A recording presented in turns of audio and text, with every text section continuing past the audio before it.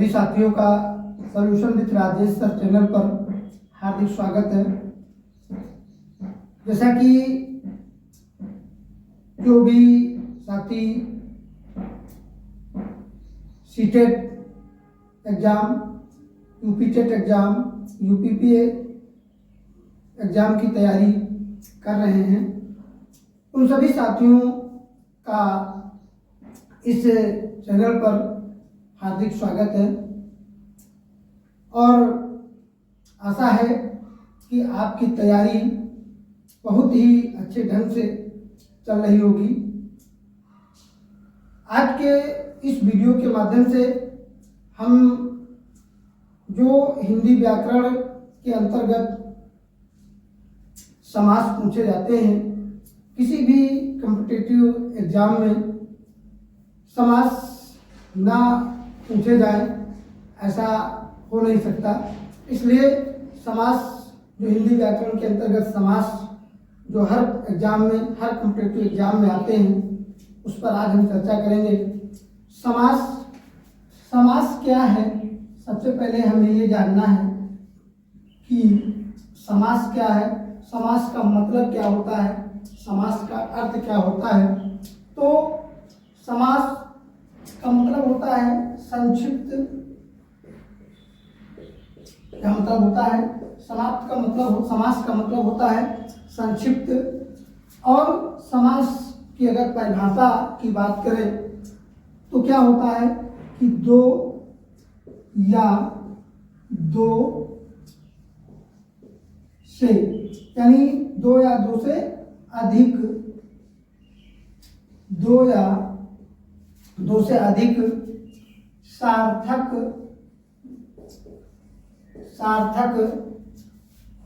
शब्दों के मेल से बने नए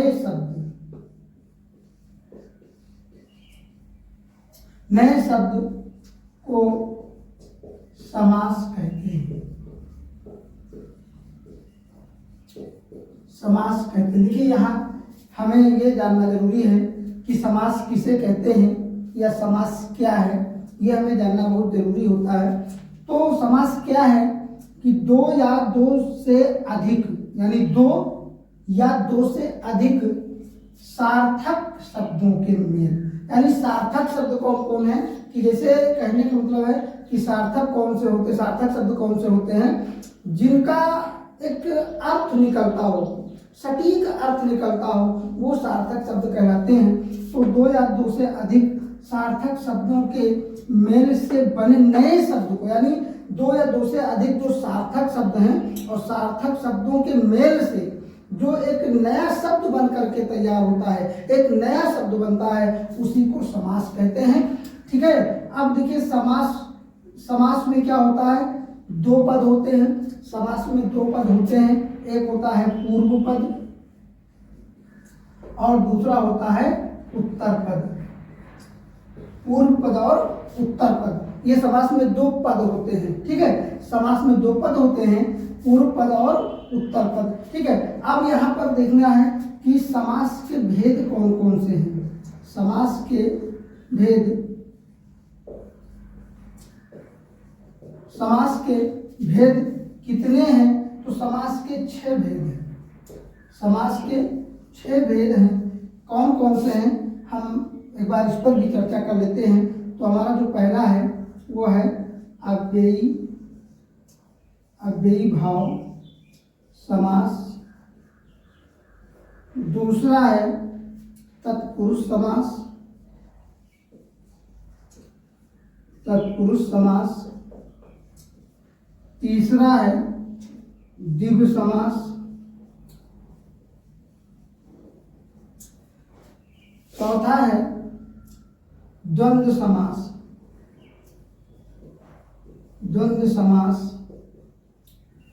ठीक है। पांचवा है कर्मधारय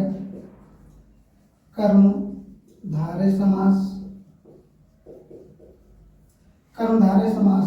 और छठवा है बहुव्रीहि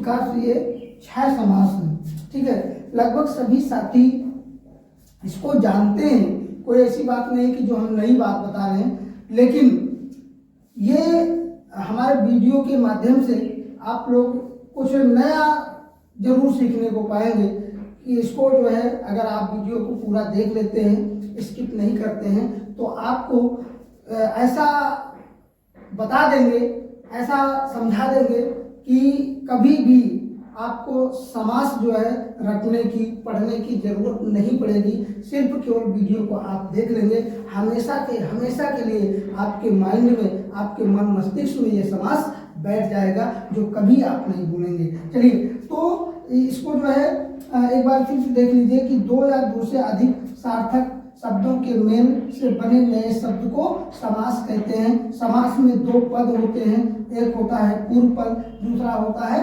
उत्तर पद। समास के भेद, समास के 6 भेद हैं। समास के 6 भेद हैं, कौन कौन? अव्ययी भाव समास, तत्पुरुष समास, द्विगु समास, द्वंद्व समास, कर्मधारय समास और बहुव्रीहि समास।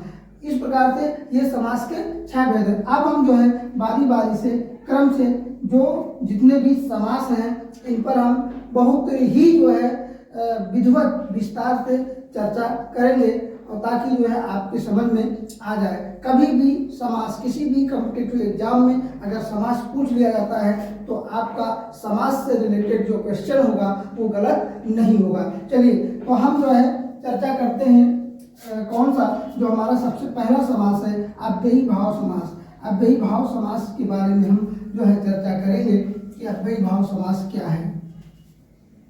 अव्ययी भाव समास क्या है, तो इस पर हम चर्चा करेंगे।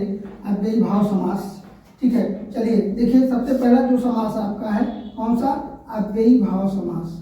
अव्ययी भाव समास थोड़ा हम तीव्र गति से, यानी थोड़ा जल्दी में आपको बता रहे हैं, ताकि जो है वीडियो अधिक लंबा ना हो और सभी समास जो है एक ही वीडियो में आप पढ़ लें। अव्ययी भाव समास क्या है? अव्ययी भाव समास में देखिए, जो अव्ययी भाव समास होता है इसमें जो 2 पद होते हैं, अभी हमने बताया कि समास में 2 पद होते हैं, एक पूर्व पद होता है, एक उत्तर पद होता है। तो जो अव्ययी भाव समास होता है उसमें जो पूर्व पद होता है, पूर्व पद, अव्ययी भाव समास में जो पूर्व पद होता है ये क्या होता है? प्रधान होता है। पूर्व पद प्रधान होता है। अव्ययी भाव समास में पूर्व पद प्रधान होता है, और जो उत्तर पद होता है, उत्तर पद जो होता है ये गौड़ होता है। ये गौड़ का मतलब क्या है आप समझ रहे होंगे। गौड़ का मतलब होता है कि ये प्रमुख होता है, मेन होता है, और ये उसका सहायक होता है, यानी सहायक होता है। तो अव्ययी भाव समास में पूर्व पद क्या होता है? प्रधान होता है। उत्तर पद क्या होता है? गौड़ होता है, ठीक है। और एक चीज और जान लीजिए, ये ट्रिक है, अव्ययी भाव समास पहचानने की ट्रिक है। और ट्रिक क्या है कि अव्ययी भाव समास का जो पूर्व पद होता है, वो क्या होता है? उपसर्ग होता है। जो अव्ययी भाव समास का पूर्व पद होता है वो उपसर्ग होता है, ठीक है। उपसर्ग होता है, जैसे अनु है, अनु क्या है? उपसर्ग है। अनु उपसर्ग है, आ उपसर्ग है, प्रति उपसर्ग है, और जैसे भर लिखा है, भर उपसर्ग है, यथा उपसर्ग है। ये सब क्या है? ये उपसर्ग है। ये जो अव्ययी भाव समास का पहला पद यानी पूर्व पद होता है वो उपसर्ग होता है, ठीक है। तो जैसे मान लीजिए उदाहरण के लिए, जैसे लिखा है आ, लिखा है, क्या लिखा है? आ, और इसमें जोड़ दिया हमने जन्म, ठीक है। तो आ जन्म, ये उदाहरण अगर पेपर में आ जाता आ जन्म में कौन सा समास है, तो देखिए यहाँ पर जो आ शब्द लिखा, आ अक्षर लिखा पहले, ये जो है उपसर्ग है। आ क्या है? उपसर्ग है, ठीक है। तो इसमें जो पूर्व पद होता है प्रधान होता है, आ उपसर्ग है। इसका अगर हम समास विग्रह करेंगे तो इसका क्या होगा? जीवन पर्यंत। इसका क्या होगा? जीवन पर्यंत या जीवन भर कह सकते हैं, ठीक है। जीवन पर्यंत या जीवन भर। उसके बाद में जैसे मान लीजिए प्रति लिखा है, प्रति, ये एक उपसर्ग है, इसमें जोड़ दिया दिन, तो क्या हो गया? प्रतिदिन। क्या हो गया? प्रतिदिन। इसका अगर समास विग्रह करने के लिए आ जाए तो क्या होगा? दिन दिन, दिन दिन। इसका क्या हो जाएगा?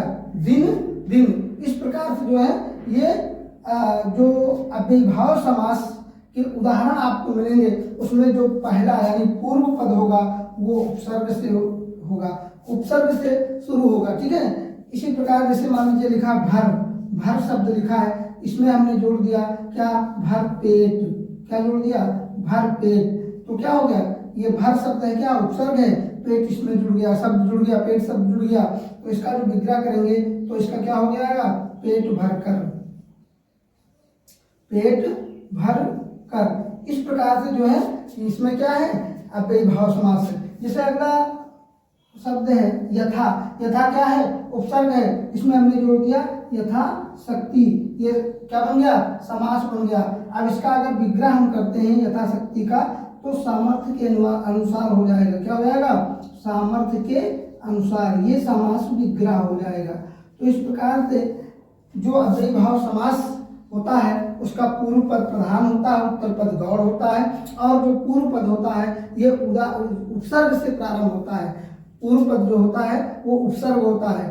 ठीक है, तो इस प्रकार से ये अव्ययीभाव समास होता है। ठीक है, आगे अगला जो समास है वो क्या है, अगला समास है तत्पुरुष समास। ठीक है, इसका स्क्रीनशॉट ले लें आप सभी लोग इसका स्क्रीनशॉट ले लें। और जो अगला समास है कौन सा है, अगला समास है तत्पुरुष समास।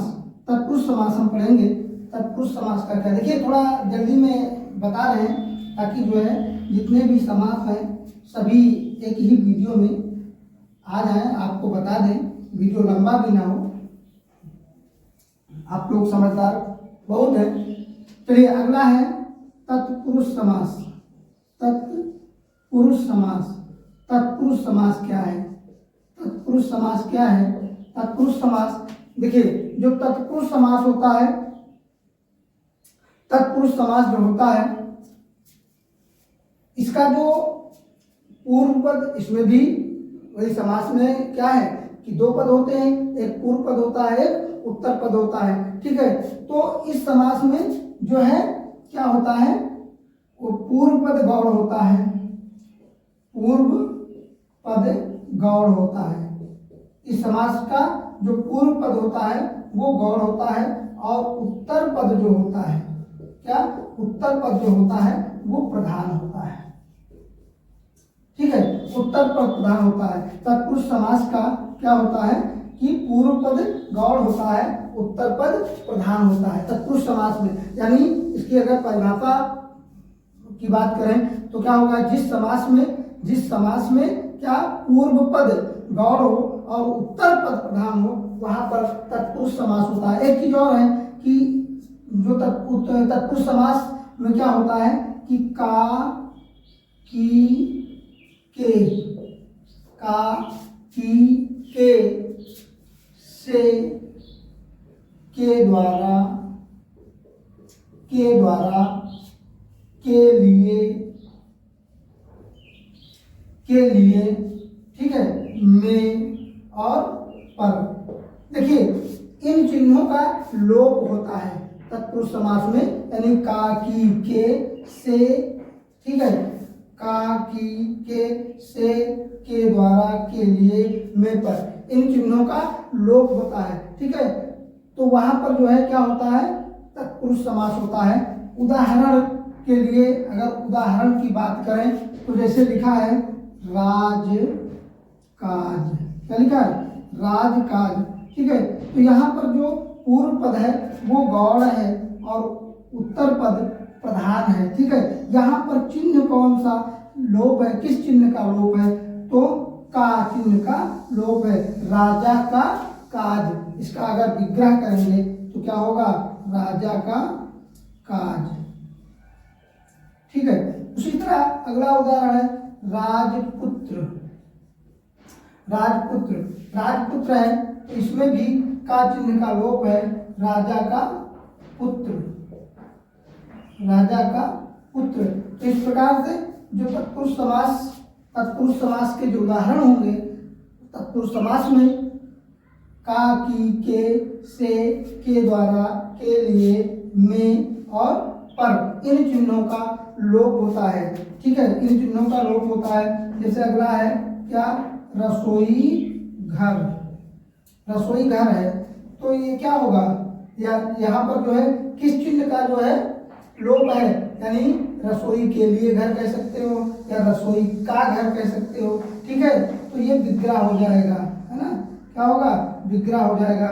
रसोई के लिए घर आप कह सकते हो या रसोई का घर कह सकते हो। तो इस प्रकार से जो है यहाँ पर क्या होगा, तत्पुरुष समास होगा, ठीक है। यहाँ पर क्या होगा, तत्पुरुष समास होगा। आगे तत्पुरुष समास के बाद में अगला कौन सा समास आता है, चलिए इसको देख लीजिए। अगला समास आता है द्विगु समास। द्विगु समास क्या है, इसके बारे में भी हम चर्चा कर लेते हैं।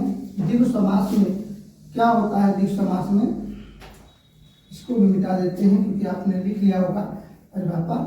तो द्विगु समास में क्या होता है, देख लीजिए।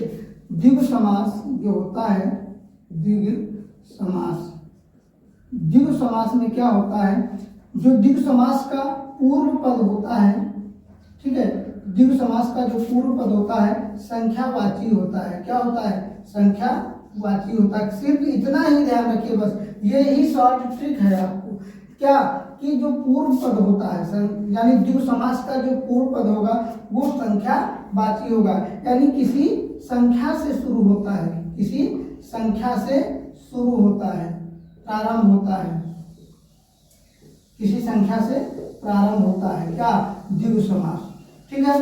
किसी संख्या से प्रारंभ होता है, ठीक है, किसी संख्या से प्रारंभ होता है। तो जैसे मान लीजिए उदाहरण के लिए जो द्विगु समास है, जैसे क्या कहा जाए, चौराहा,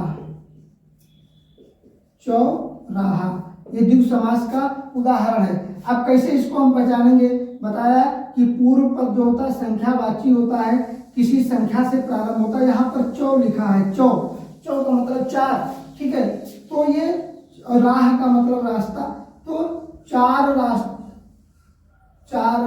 रास्तों का समूह, क्या है, चार रास्तों का समूह कह लीजिए, यानी जहाँ पर चार रास्ते आकर के मिलती हो, जहाँ पर चार रास्ते आकर के मिलती हो वहाँ पर क्या होगा, चौराहा हो जाता है।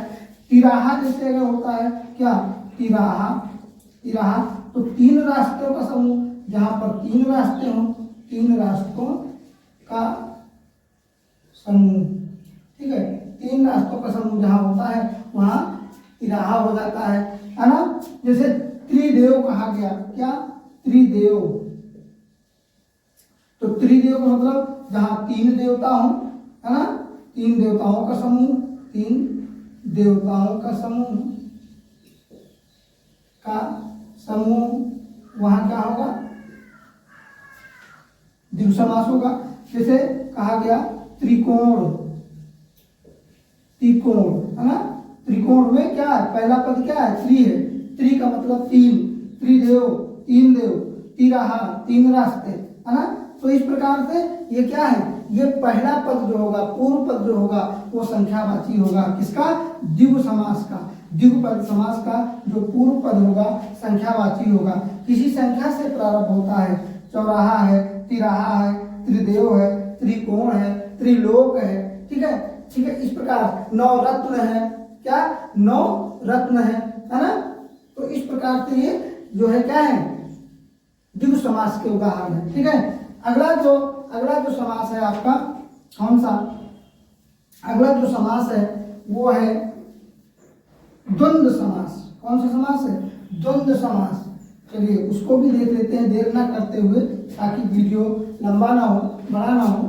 अगला समास है द्वंद्व समास। कौन सा, द्वंद्व समास, ठीक है। द्वंद्व समास में क्या है, जो द्वंद्व समास होता है, द्वंद्व समास में क्या होता है, दोनों पद प्रधान होते हैं, क्या, यानी पूर्व पद और उत्तर पद।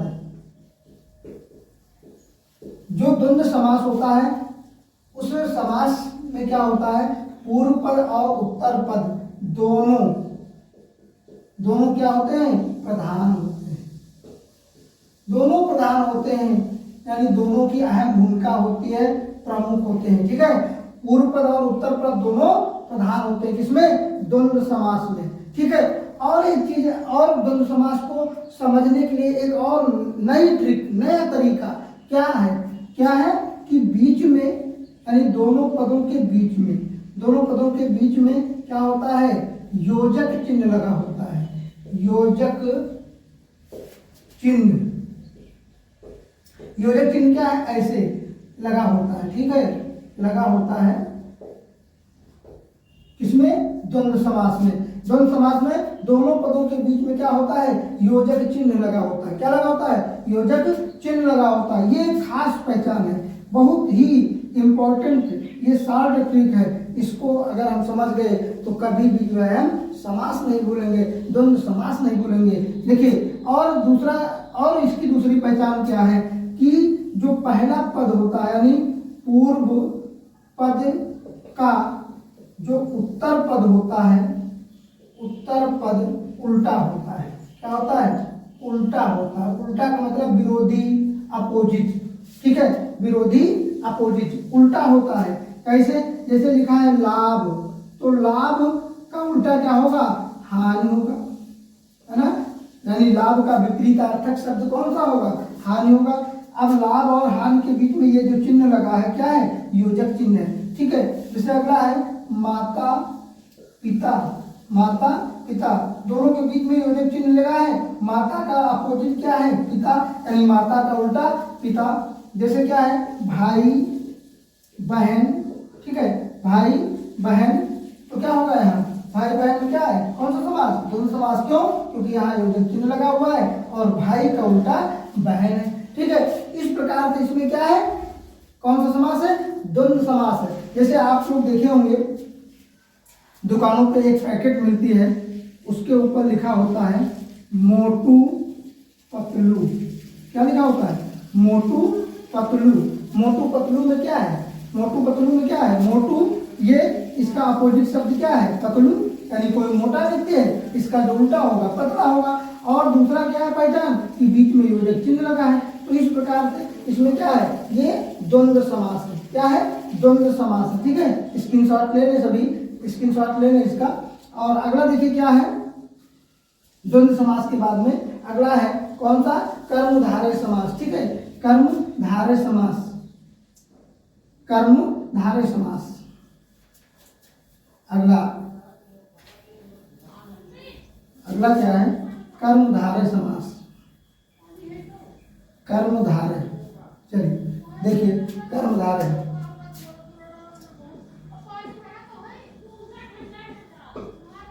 कर्मधारय समास। कर्मधारय में क्या है? चलिए देखिए, कर्मधारय समास में क्या है? कर्मधारय समास में जो पूर्व पद होता है, पूर्व पद, जो कर्मधारय समास का पूर्व पद होता है वो क्या होता है? क्या होता है? विशेषण होता है,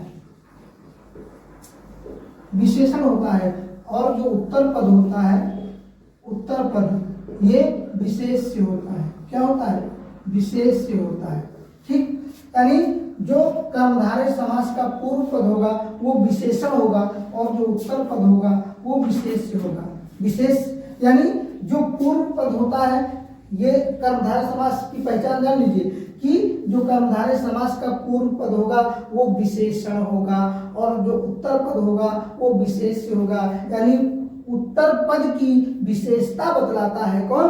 पूर्व पद। यानी पूर्व पद क्या होता है? विशेषण होता है और उत्तर पद क्या होता है? विशेष्य होता है। यानी ये जो पूर्व पद क्या होता है? ये उत्तर पद की विशेषता बतलाता है। पूर्व पद क्या होता है? उत्तर पद की विशेषता बतलाता है, ठीक है। जैसे क्या है? नील कमल, नील कमल। देखिए यहाँ पर दो पद हैं, ये पूर्व पद हो गया, ये उत्तर पद हो गया है, ठीक है। पूर्व पद, उत्तर पद। अब इसमें नील शब्द क्या है? ये नील का मतलब नीला, नील का मतलब नीला यानी रंग है। और कमल, कमल क्या है? एक विशेष्य है। तो कमल कैसा है? नीला कमल। इसका अगर हम विग्रह करेंगे तो क्या होगा? इसका विग्रह करेंगे तो लिख सकते हैं नीला कमल, नीला कमल।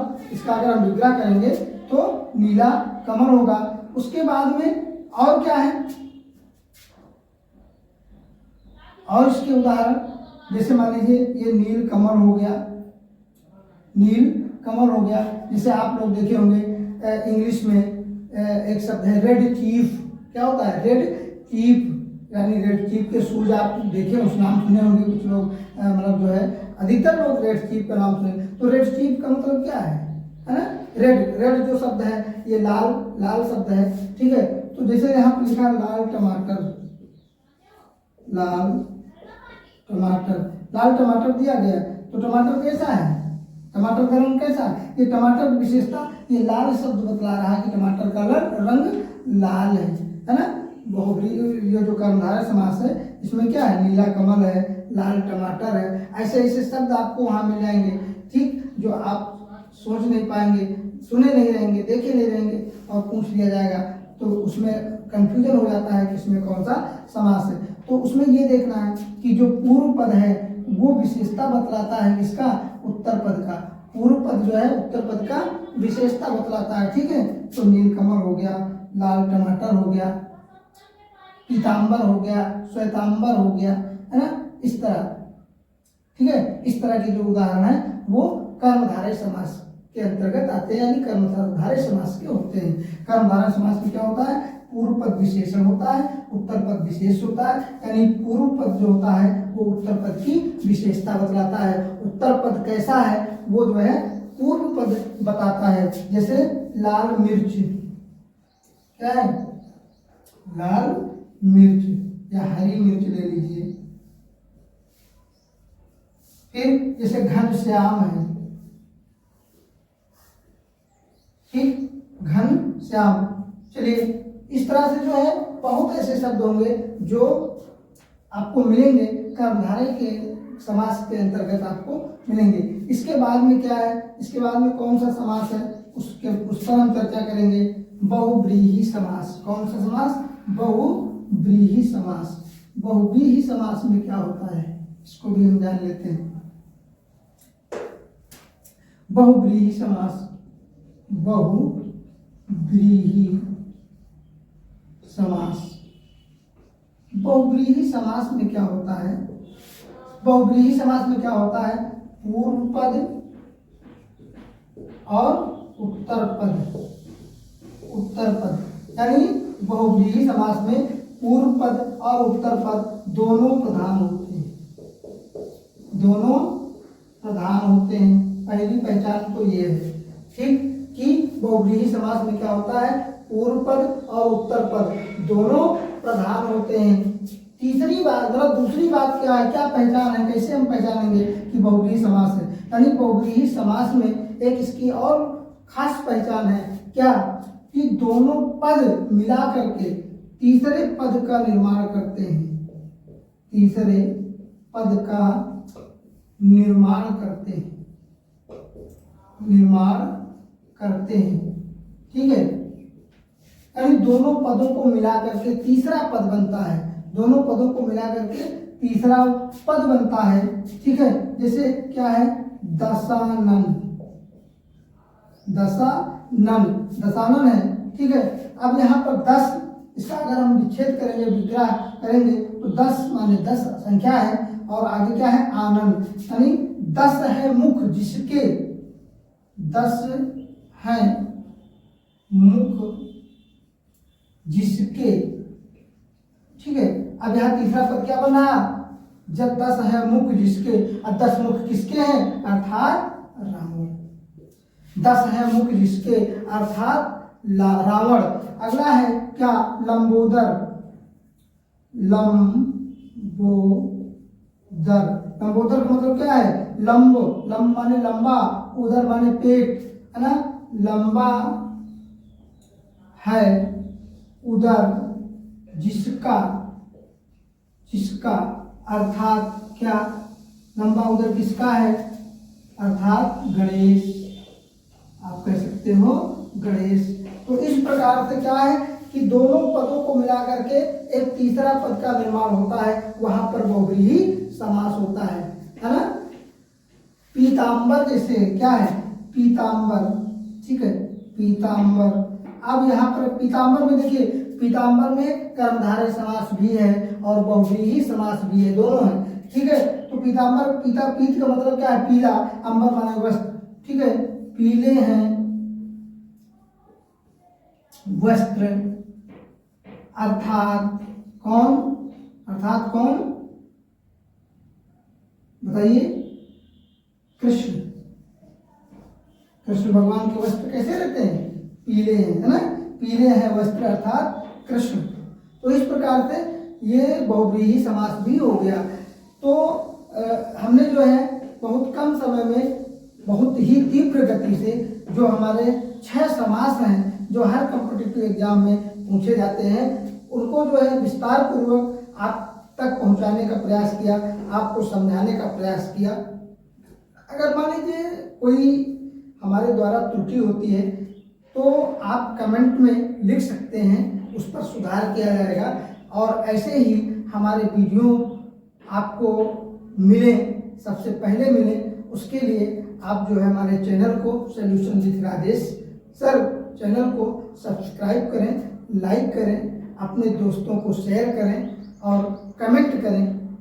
देखिए, और हमारे वीडियो का नोटिफिकेशन सबसे पहले आपको प्राप्त हो, उसके लिए आप जो है हमारे चैनल को सब्सक्राइब करें और बेल आइकन भी प्रेस करें ताकि वीडियो का नोटिफिकेशन सबसे पहले प्राप्त हो।